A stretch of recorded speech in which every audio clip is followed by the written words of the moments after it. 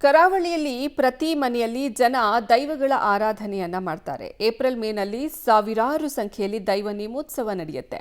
ಆದರೆ ಕಾರ್ಕಳದಲ್ಲಿ ನಡೆದಂತಹ ದೈವ ನೇಮ ಎಲ್ಲರ ಕುತೂಹಲಕ್ಕೆ ಕಾರಣ ಆಗಿದೆ. ಅಲ್ಲಿ ಅಂಥದ್ದೇನು ವಿಶೇಷ ಅಂತೀರಾ? ಇದರ ಕುರಿತ ಸ್ಟೋರಿ ಇಲ್ಲಿದೆ. ಕರಾವಳಿಯಲ್ಲಿ ದೈವ ಕೋಲದ ಸೀಸನ್. 11 ವರ್ಷದ ಬಾಲಕನಿಗೆ ದೈವನರ್ತನ. ಉಡುಪಿಯ ಕಾರ್ಕಳದಲ್ಲಿ ವಿಭಿನ್ನ ದೈವನೇಮ. ನೋಡಿದ್ರಲ್ಲ ಈ ದೃಶ್ಯದಲ್ಲಿನ ಪೋರನ ದೈವಭಕ್ತಿ. ಈ ವಿಡಿಯೋ ಬೆಳಗಾಗುವುದರೊಳಗೆ ಕರಾವಳಿಯ ಪ್ರತಿಯೊಬ್ಬರ ಮೊಬೈಲ್ಗಳಲ್ಲೂ ಹರಿದಾಡಿದೆ. ದೈವ ಭಕ್ತರ ಗ್ರೂಪ್ಗಳಲ್ಲಿ ಶೇರ್ ಮಾಡಿಕೊಂಡಿದ್ದಾರೆ. ನೇಮೋತ್ಸವದಲ್ಲಿ ಪುಟ್ಟ ಬಾಲಕನೊಬ್ಬ ದೈವ ನರ್ತಕನಾಗಿದ್ದು ಎಲ್ಲರ ಗಮನ ಸೆಳೆದಿದೆ. ಕಾರ್ಕಳ ತಾಲೂಕಿನ ಮುಂಡ್ಲಿ ಗ್ರಾಮದಲ್ಲಿರುವ ಮುಗೇರ್ಕಳ ದೈವಗಳ ಸನ್ನಿಧಾನದಲ್ಲಿ ಹಲವಾರು ಧಾರ್ಮಿಕ ಕಾರ್ಯಕ್ರಮ ನಡೆಯುತ್ತಿದೆ.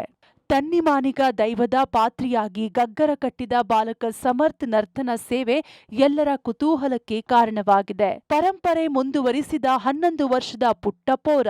ಅಜ್ಜ ಅಪ್ಪ ಈಗ ಮೊಮ್ಮಗನಿಂದ ದೈವ ಸೇವೆ. 3 ವರ್ಷದ ಮಗುವಿನಿಂದಲೇ ದೈವ ನರ್ತನ ಹೆಜ್ಜೆ ಕಲಿಕೆ. ಕಾರ್ಕಳ ತಾಲೂಕಿನ ಸೂಡಿ ಸರ್ಕಾರಿ ಹಿರಿಯ ಪ್ರಾಥಮಿಕ ಶಾಲೆಯ 6ನೇ ತರಗತಿ ವಿದ್ಯಾರ್ಥಿಯಾಗಿರುವ ಸಮರ್ಥ್ 8-9 ವರ್ಷದವನಾಗಿದ್ದಾಗಲೇ ದೈವಸ್ಥಾನದಲ್ಲಿ ನರ್ತನಾಭ್ಯಾಸ ಶುರು ಮಾಡಿದ್ದ.